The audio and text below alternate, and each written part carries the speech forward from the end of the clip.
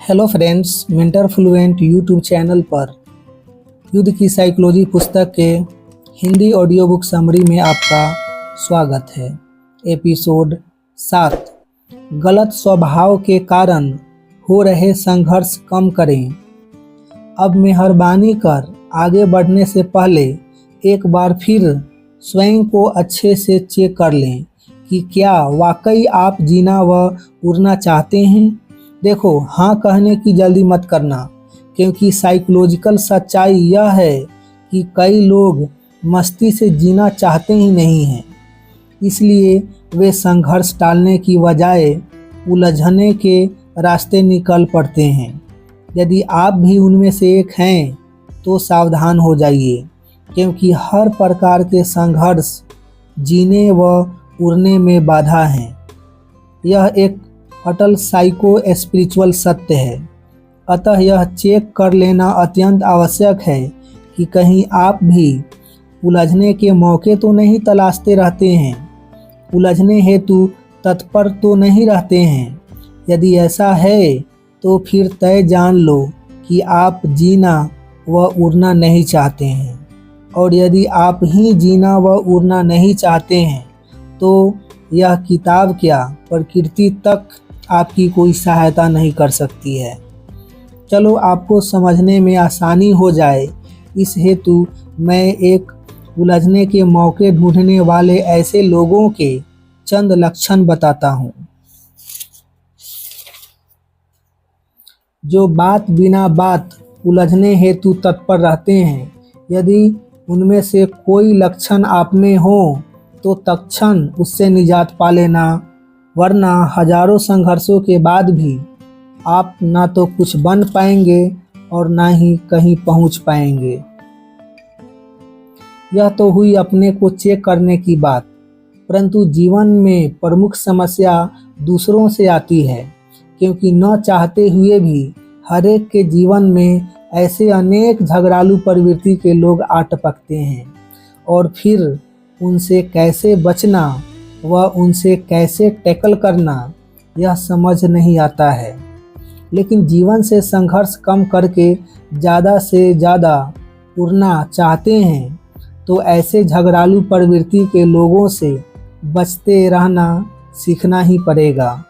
सो अब हम सीधे ऐसे झगड़ालू प्रवृत्ति के लोगों के लक्षण क्या हैं तथा उनसे कैसे बचना, उस पर चर्चा करते हैं। फ्रस्ट्रेटेड लोगों से स्वयं को बचाते रहना सीखना जरूरी है। एक साइकोलॉजिकल सच्चाई समझ लो कि जिन्हें जीना नहीं आता है वे धीरे धीरे कर फ्रस्ट्रेटेड हो जाते हैं। वे अपने स्वभाव के कारण जी नहीं पाते हैं तथा दूसरे को चैन से जीते वे देख नहीं सकते हैं। यहाँ यह विशेष रूप से समझ लेना कि जो जी रहा है वह कभी फ्रस्ट्रेटेड नहीं रहता है।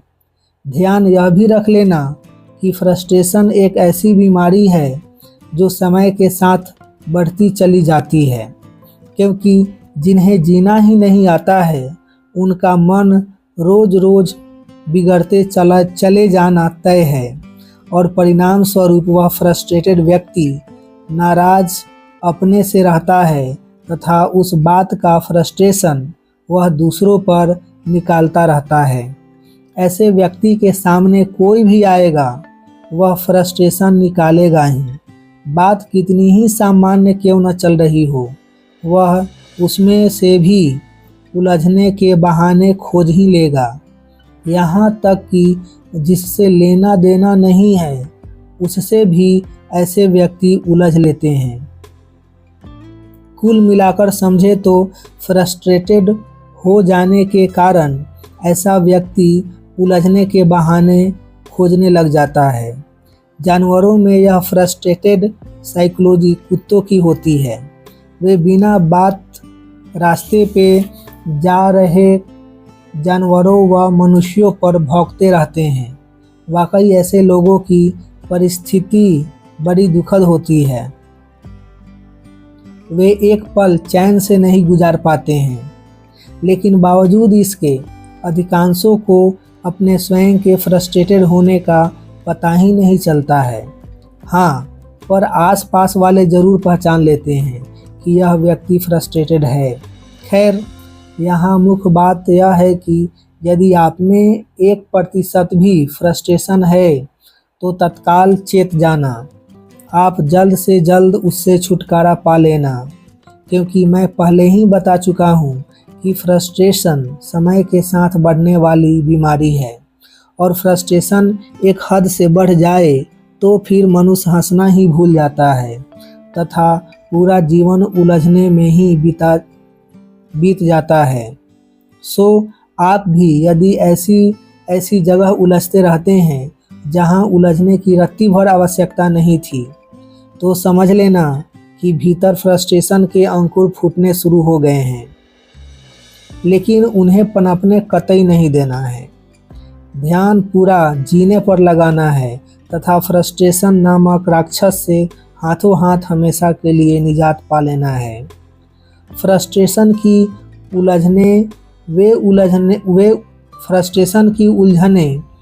उलझने हैं जो हर हाल में अवॉइड की जानी चाहिए। चलो आप फ्रस्ट्रेटेड हैं या नहीं, चलो आप फ्रस्ट्रेटेड नहीं हैं, यह अच्छी बात है, परंतु परिवार, ऑफिस व अन्य जगहों पर आपका सामना ऐसे फ्रस्ट्रेटेड लोगों से होता ही रहता है। और मैं कह ही चुका हूँ कि फ्रस्ट्रेशन वह बीमारी है जो दूसरों को दिखती है, स्वयं को नहीं। सो किसी को भी फ्रस्ट्रेटेड व्यक्ति को पहचानने में दिक्कत नहीं होती है। अभी सोचोगे और 10 के नाम याद आ जाएंगे। बस उन्हें अवॉइड करने व उनसे बचते रहना सीख जाओ। उनसे किसी बहस में उतरो ही मत। वे उलझने की चाहें जितनी कोशिश करें, आप हंसकर आगे बढ़ जाओ। उनसे किसी बात की बहस में पड़ो ही मत। वे तो वैसे ही आपसे कम्युनिकेशन आगे बढ़ाने का बहाना खोज रहे होते हैं।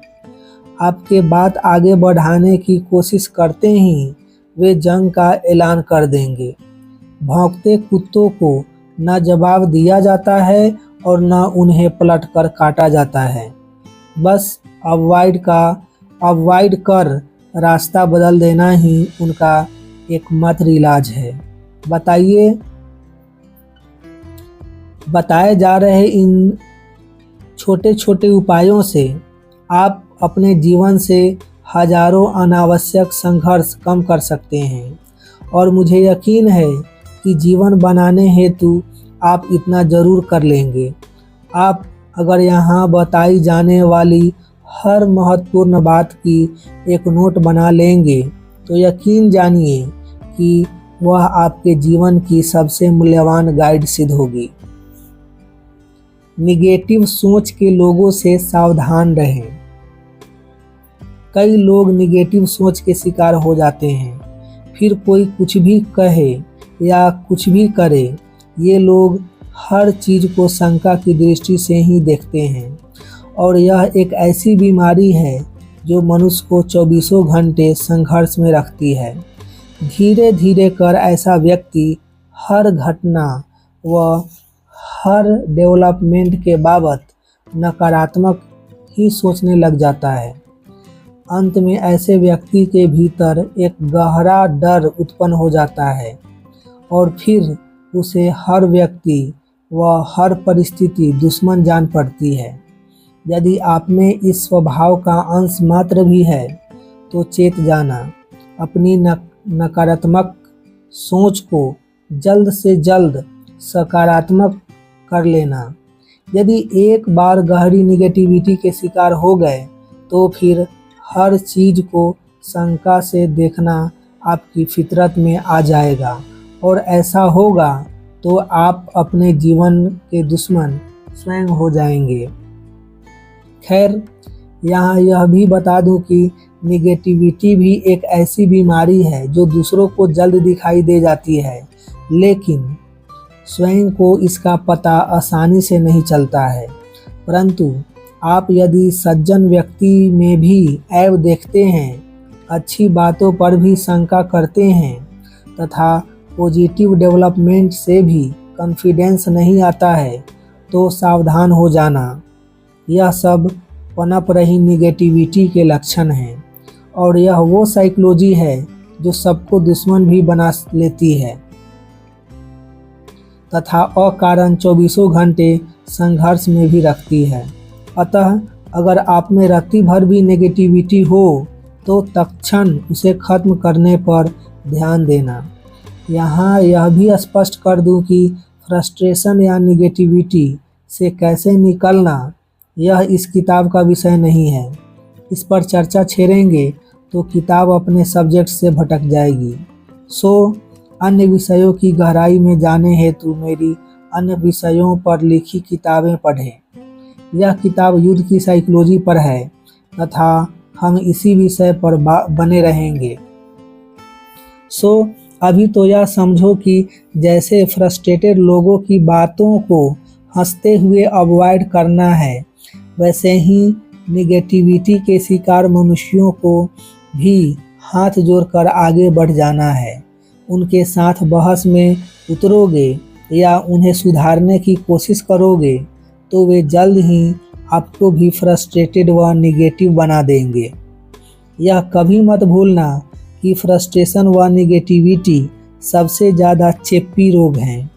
हालांकि असली दिक्कत तब आखिरी होती है जब अपनों में से ही कोई फ्रस्ट्रेशन व निगेटिविटी का शिकार हो जाता है, परंतु उन्हें भी टैकल करने का तरीका हो सके उतना अवॉइड करना ही है, खासकर तब जब वे फ्रस्ट्रेशन या निगेटिविटी के पीक पर हों। बाकी तो चूंकि वे आपके जीवन का महत्वपूर्ण हिस्सा हैं, सो आप उन्हें परमानेंटली अवॉइड कर ही नहीं सकते हैं। ऐसे में घर व ऑफिस में ऐसे लोगों को झेलना मजबूरी हो जाता है। अब मजबूरी कोई भी हो, वह रिश्ते कैसे भी हों, याद इतना रखो कि फ्रस्ट्रेशन व निगेटिविटी के दौरे पर रहे हों तब ऐसे लोगों से नहीं ही उलझना है। हाँ, पर सामान्य हालत में उनसे हंसी मजाक करते रहना चाहिए। ऐसे मौक़ों को ज़ाया नहीं होने देना चाहिए। इसे अपनों में से फ्रस्ट्रेशन व निगेटिविटी को कम करने के एक उपाय के तौर पर ले सकते हैं। हो सकता है कि इससे उनके फ्रस्ट्रेशन व निगेटिविटी नियंत्रण में आ जाए। क्या करें? कोई अपना हो तो उन्हें पूरी तरह से अवॉइड भी तो नहीं किया जा सकता है। अवॉइड मत करो, पर सबको मिलकर उस अपने का इलाज तो करना ही रहा। परिवार का एक सदस्य भी यदि फ्रस्ट्रेशन, निगेटिविटी या डिप्रेशन का शिकार हो जाता है तो उसका असर पूरे परिवार पर पड़ता है। फिर तो न चाहते हुए भी वह परिवार संघर्ष में जीने को मजबूर हो जाता है, क्योंकि वह फ्रस्ट्रेटेड व्यक्ति दिन रात सबसे उलझने के बहाने खोजता रहता है। जीवन से संघर्ष कम करना चाहते हैं तो परिवार के उस सदस्य के इलाज पर विशेष ध्यान देना। अकारण के संघर्षों को न्योता देना बंद करें। अब प्रकृति का एक अटल रहस्य यह भी समझ लो कि यहाँ हर मनुष्य अद्वितीय है। अतः तय यह जान लो कि आप जैसा न कोई हुआ है और न होगा। आपका मन अलग है, शरीर अलग है, हृदय अलग है व जीवन अलग है, और आपको आपसे बेहतर कौन जानेगा। ऐसे में अपने जीवन की राह आप स्वयं तय करें तो बेहतर है। अपना भला बुरा स्वयं समझें तो ही काम का है।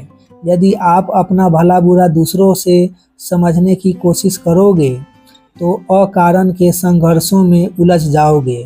उदाहरण के तौर पर कहूँ तो आपको कब खाना और कितना खाना यह किसे तय करना चाहिए? निश्चित ही आपको। आप ही अपनी भूख व ज़रूरत के बाबत जानते हैं। क्या खाना आपको पसंद है तथा कब कितना खा सकते हैं यह सिर्फ आप ही जानते हैं। पर आप कहीं से सुन लेते हैं कि सोमवार को उपवास करना श्रेष्ठ है यह दूसरे का दिया हुआ ज्ञान है। आपकी भूख व ज़रूरत उससे मेल नहीं खा सकती है।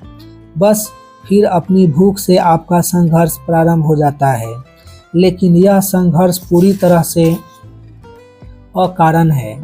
आपको समझना ही पड़ेगा कि हर संघर्ष आपके मन व शरीर को कमज़ोर करता है।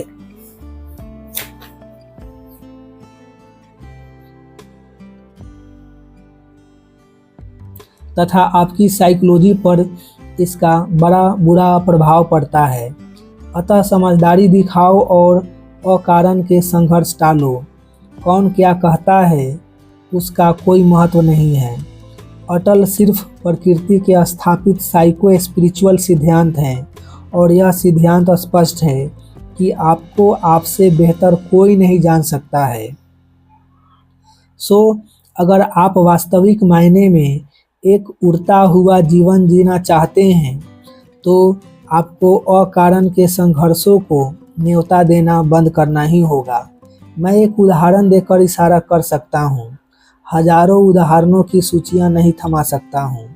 अतः आप अगर वाकई में उड़ना चाहते हैं तो आपको मेरे दिए एक उदाहरण से अपने तमाम अकारण के ओढ़े हुए संघर्षों को पहचानना होगा। कई लोग अकारण के संघर्षों में जीने के इस कदर आदी हो चुके होते हैं कि अब उन्हें इस बात का एहसास होना ही बंद हो गया होता है कि कौन से संघर्ष आवश्यक हैं तथा कौन से संघर्ष अनावश्यक। कई लोग जीवन में इतने फुर्सती हो गए हैं कि संघर्ष खोजते रहना ही उनका टाइम पास हो गया है। अब कारण चाहे जो हो, हकीकत यही है कि तरह तरह की बातें सुनकर ओढ़े हुए अकारण के संघर्षों के कारण कई जीवन बर्बाद हुए पड़े हैं। जितनी जल्दी इस बाबत चेत जाओ उतना अच्छा है। खैर, कई लोग ऐसे भी हैं जो अपने अहंकार को ज़रूरत से ज़्यादा महत्व देते हैं। यहाँ मन व अहंकार का बुनियादी फर्क भी समझ लेना जरूरी है। मन वो है जो अच्छा बनना चाहता है तथा अहंकार वो है जो अच्छा दिखना चाहता है। मन वो है जो प्रसन्न रहना चाहता है तथा अहंकार वो है जो प्रसन्न है यह दिखाना चाहता है। और यह स्पष्ट समझ लो कि मन दर्पण है तथा अहंकार जीवन का शत्रु है। लेकिन बावजूद इसके अधिकांश लोग अहंकार को ही ज़्यादा तवज्जो देते हैं और अहंकार संघर्ष पैदा करने की फैक्ट्री है। अहंकार पकड़ते ही संघर्ष शुरू होना तय है।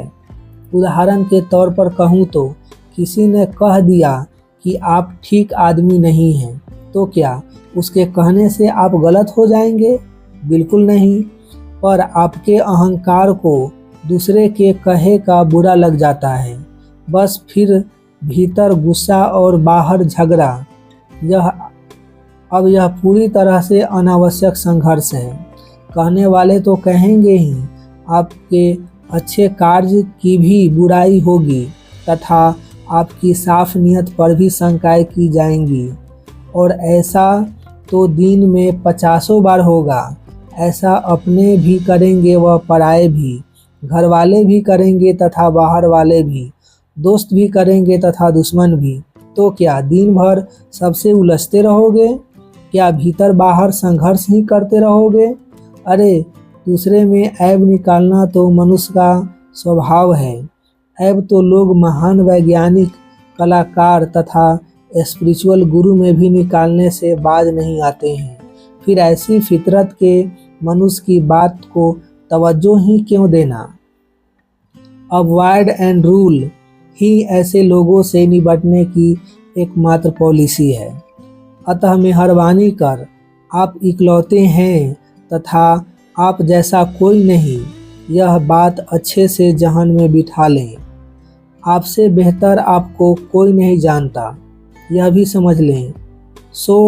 अपने लिए स्वयं के सर्टिफिकेट के अलावा किसी अन्य के सर्टिफिकेट को तवज्जो दें ही मत।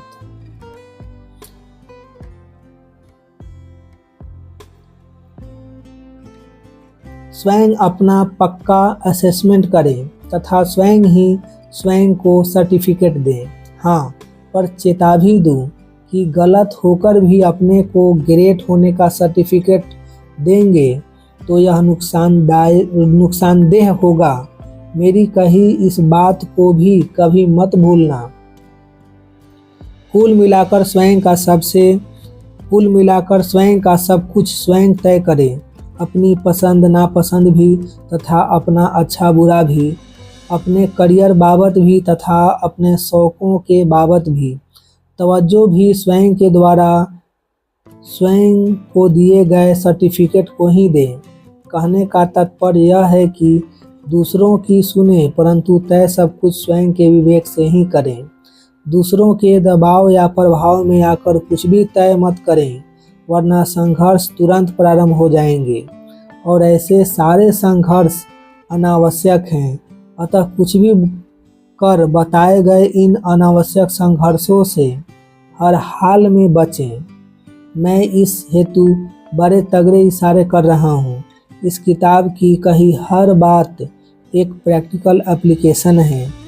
आप तो बस मेरी सुझाई हर बात पर ज़्यादा से ज़्यादा अमल करने की कोशिश करें, फिर देखिए कि आपका जीवन किस तेज़ी से बहना व उड़ना शुरू हो जाता है। मिलेंगे नेक्स्ट वीडियो में, नेक्स्ट एपिसोड में। तब तक अपना ढेर सारा ख्याल रखिए, लाइफ को एंजॉय कीजिए, मस्त रहिए। आपका कीमती समय देने के लिए आपको बहुत बहुत धन्यवाद।